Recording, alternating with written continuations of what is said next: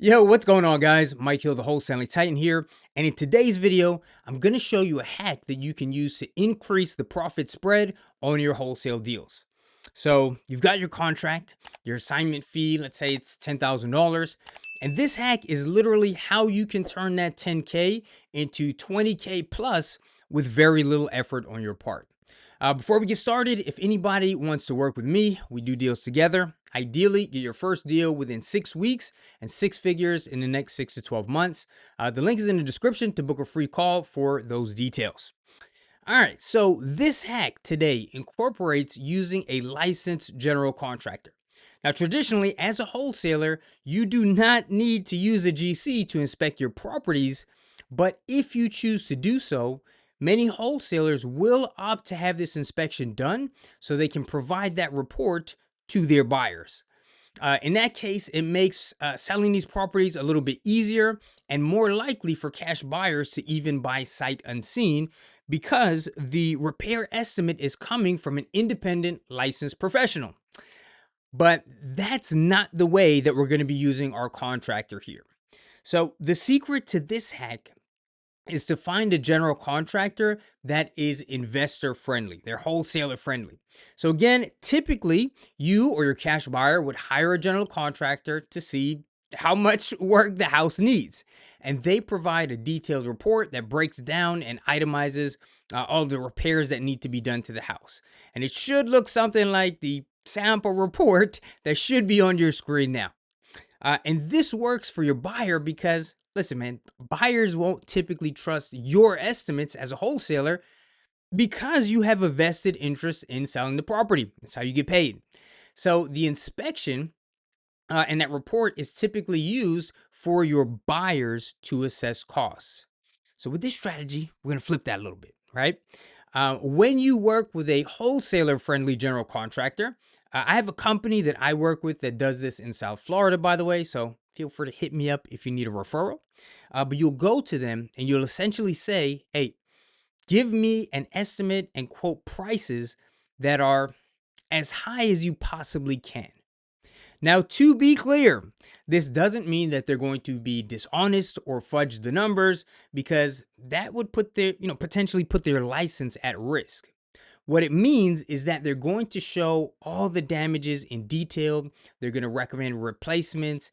Matter of fact, it's kind of like, when your tires are worn down a little bit, you don't need to replace them immediately, but you go to the auto shop and they're always going to recommend that you do. It's kind of like that. But basically what they're going to be doing is giving you the high-end version of repairs.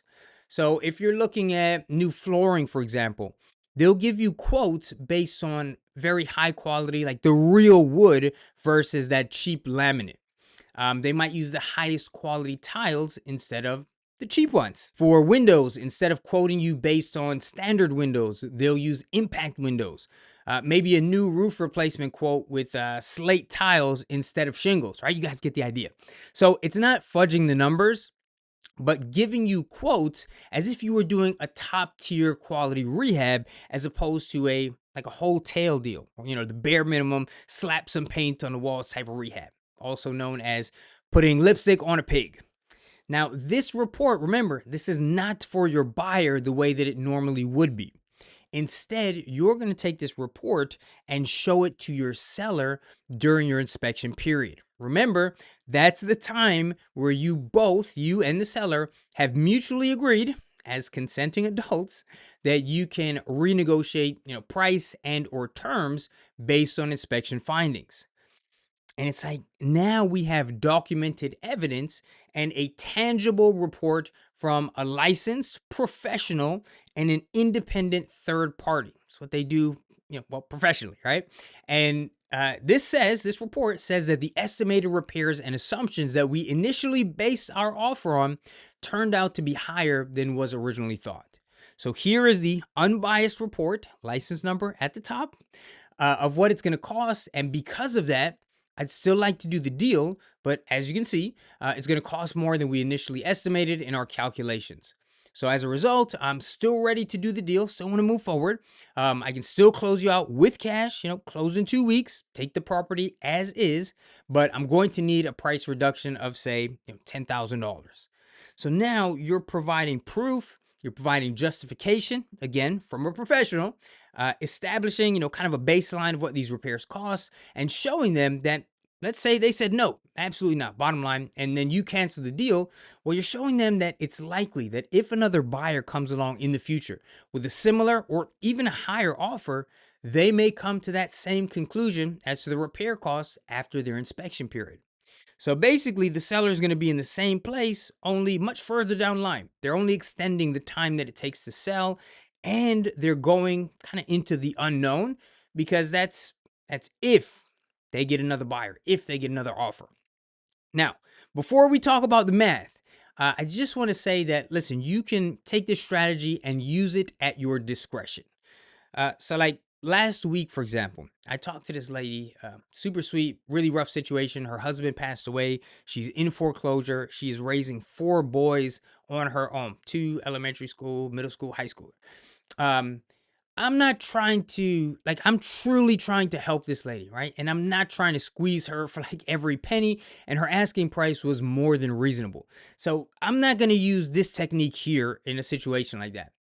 But if a seller has, unreasonable expectations, maybe they're asking too high, maybe they're underestimating repair costs, maybe they just firm in what they want, but not really realistic for wholesaling.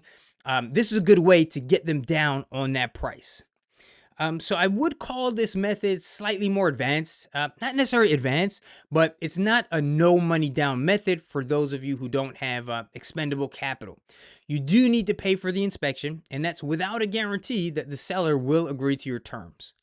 So typically an inspection is going to run you about $300-400, and if it's your last $300 to $400, or if it's not something that you're comfortable in potentially losing, maybe this one's not for you yet. All right. If you only tried this strategy one time, and let's say the seller flat out says no to your request for a price reduction, which is well within their right, by the way, well, then you just lost out on $300.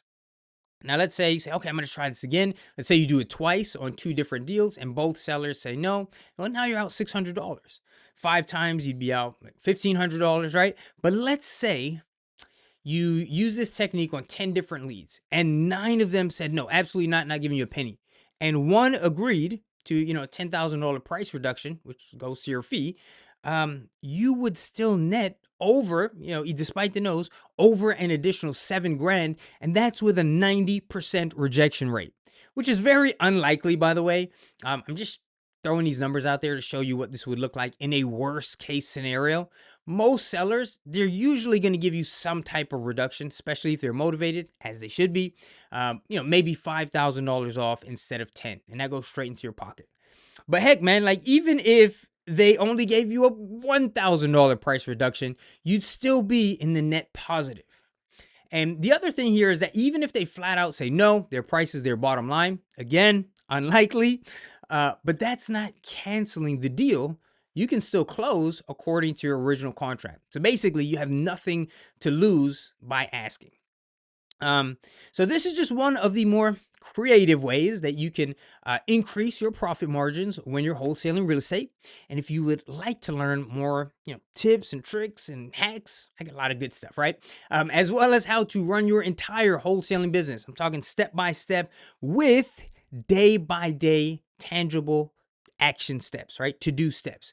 Whether you're brand new or you've done some deals and you're looking for new and or better ways to stay consistent, do multiple deals every single month, guaranteed, and more ways to increase your profit margins. You can grab my entire wholesaling university 100% for free.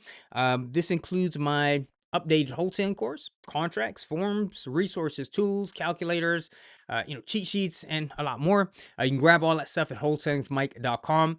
That also comes with a 7-day trial to my AI-based marketing software, REI Titan. REI Titan uses the power of AI to automate your marketing and get your deals largely on autopilot. Basically, what this is, it's essentially a copy and paste of everything that I use in my business. So every script I use, every website I have, every text message I send, every ad, every email, every piece of direct mail, all of my workflows, they're just done for you. You just slap your name on it. All right. Also, with that, you get a free invite to attend a small exclusive training session with myself and a few other students so I can address your concerns, questions, help you overcome any obstacles. Again, you can grab all that stuff for free at wholesalingwithmike.com. And remember, if you want to book that one-on-one call, free one-on-one call, or if you're interested in mentoring, you see testimonials on my website, mostly from beginners. And you can book that call at wholesalingwithmike.com/call. All right. So guys, I want to thank you so much for watching. Really appreciate it. Please leave any questions or comments down in the comment section below. And let me know, right? Where are you struggling? What questions do you have? What obstacles are you facing? What topic would you like me to cover in my next video? I got you covered, man. Just drop it down below.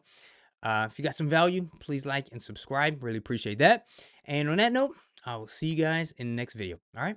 Peace.